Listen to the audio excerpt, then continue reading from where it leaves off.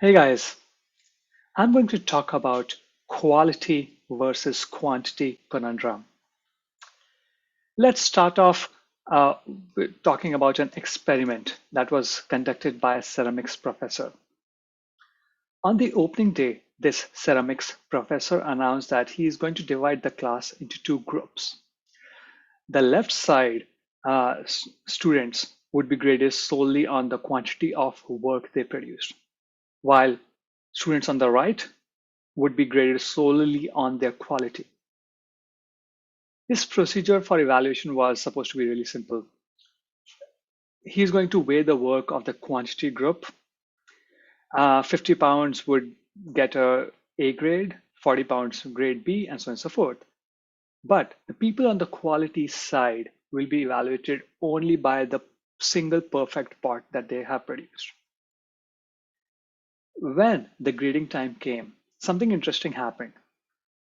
The works of the highest quality were all produced by the group that was graded for quantity. While the quantity group was busy creating lots of parts, they were actually learning from their mistakes and eventually led to much better outcomes. Whereas the quality group just continued to think about how to create that perfect part and in the end did not have much to show for their efforts. Most of us have this tendency to try to go for perfection. Well, there's an argument to be made that maybe we would have a better time achieving great things if we give ourselves some leeway to do normal things, mediocre things, but keep iterating over it until we really achieve perfection. Lots of people spend countless hours trying to start off with the perfect, only to not get started ever. But why does this happen? Well, people who are trying to go for the perfect thing right on the first try, they're handicapped by their extremely high expectations, which which makes them afraid of failure and imperfection. And this reminds me of the book I read recently, Mindset by Carol Dweck. In the book, Carol talks about two kinds of mindset, fixed mindset and the growth mindset. The fixed mindset people believe that their intelligence is fixed and static. And so, even though they're asked to produce a work of or do a task, they are trying to go for perfection because in their mind, there's no room to improve.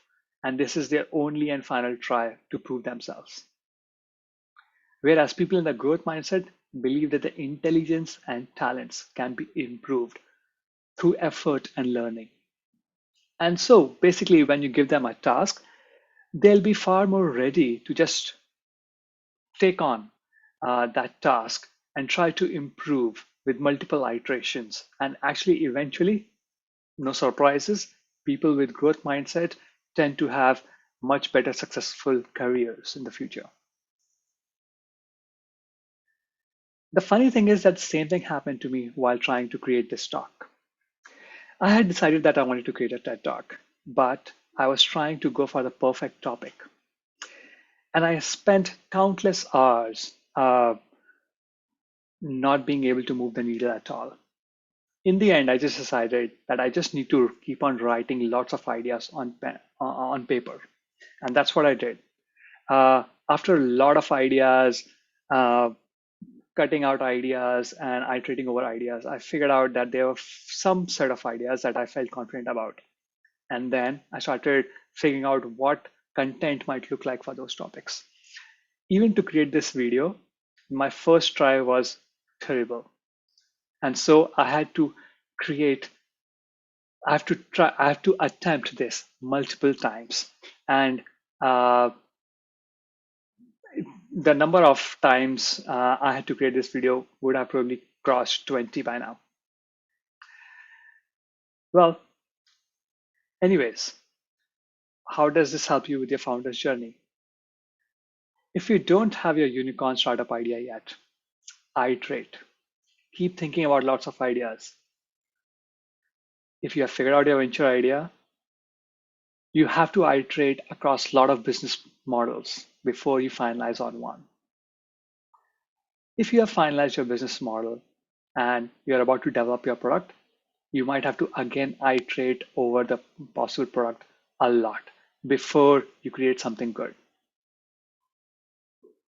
If you are planning to pitch to an investor, you might have to do a practice pitch hundreds of times to other people before you realize that your pitch has reached a quality where you are ready to pitch to an actual investor. Keep trying, keep iterating, and eventually something interesting comes out of those repetitions. All this is great, but there are some caveats to it. For one, you need to have a desire to improve. Quantity alone is not going to help. It might give you a false sense of satisfaction that you are doing something, but actually, in the longer run, it doesn't help at all. So, the desire to improve is critical.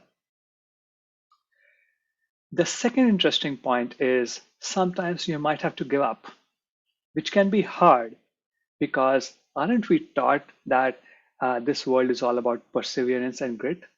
Well, yes, but sometimes you have to give up on this current try so that you can restart, go back to the drawing board and start again and again and again.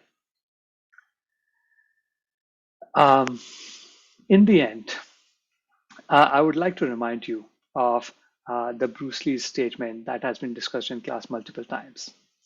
Under duress, we do not rise to the level of our expectations. We fall to the level of our training. And the level of training is actually built on quantity, which eventually leads to the quality.